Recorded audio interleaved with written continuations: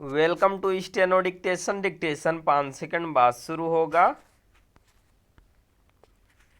Start.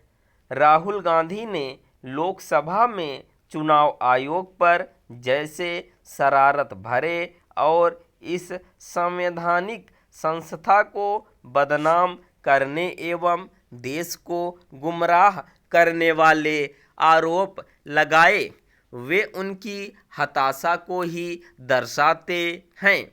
वे अपनी नाकामी का ठीकरा चुनाव आयोग पर फोड़ रहे हैं और वह भी भद्दे तरीके से, चूंकि उनके ऐसे पुराने आरोप ठहर नहीं रहे, इसलिए वे कुंठित हो रहे हैं। वे हताशा में हद पार कर रहे हैं। उन्हें यह भी भान नहीं कि वे नेता सदन हैं और उस कांग्रेस के नेता हैं जिसने देश पर लंबे समय तक शासन भी किया और चुनाव प्रक्रिया में सुधार के कुछ कदम भी उठाए। क्या कांग्रेस के लिए यह शर्म की बात नहीं कि जिस ईवीएम का उपयोग उसके शासनकाल में शुरू हुआ, उसके पीछे उसके ही बड़े नेता पड़े हैं। हाल के वर्षों में ईवीएम के कथित दुरुपयोग के जो भी आरोप लगे, उन्हें तो सुप्रीम कोर्ट ने भी फर्जी पाया। महाराष्ट्र चुनाव को लेकर लगाए गए आरोप भी फर्जी ही पाए गए। राहुल गांधी ने लोकसभा में चुनाव आयोग के खिलाफ उल्टा सीधा नहीं, उल्टा ही उल्टा इसलिए बोला ताकि सांसद को मिले अधिकारों के तहत उनके खिलाफ कोई कार्रवाई न हो सके।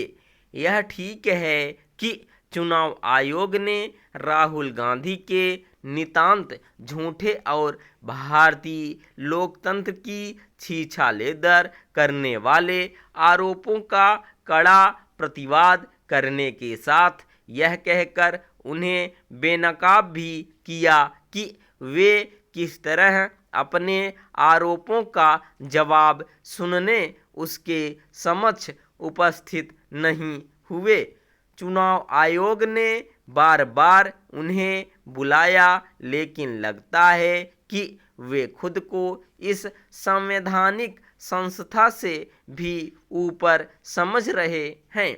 वे गांधी के परिवार सदस्य हैं, लेकिन इसका यह मतलब नहीं कि यह मुगालता पाल लें कि आम जनता उनके शरारत भरे आरोपों को सच मान लेगी। जनता का उनके आरोपों पर भरोसा होता तो चुनावों में कांग्रेस की इतनी दुर्गति नहीं हो रही होती।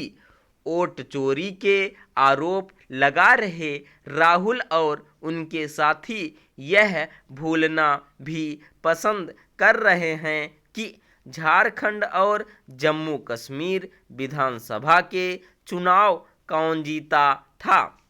अब यह आवश्यक है कि यदि राहुल गांधी या उनके सहयोगी अथवा कथित लोकतंत्र हितैषी चुनाव आयोग पर सिरे से झूठे आरोप लगाएं तो वह उनके खिलाफ कानूनी कार्रवाई करे। यदि ऐसा काम राहुल संसद के बाहर करें तो उनके खिलाफ भी चुनाव आयोग को पुलिस में शिकायत करने के साथ सुप्रीम कोर्ट का दरवाज़ा खटखटाना चाहिए। यह इसलिए ज़रूरी है क्योंकि कुछ लोग लोकतंत्र बचाने के नाम पर उससे ही खेल रहे हैं। अब यह भी साफ है कि ऐसे लोग मतदाता सूचियों का सत्यापन नहीं होने देना चाहते, भले ही घुसपैठिए वोटर बने रहें। देशद्रोह तो यह है। इस मामले में जनहित याचिकाएं सुनने को आतुर सुप्रीम कोर्ट को भी सक्रिय होना चाहिए। स्टॉप।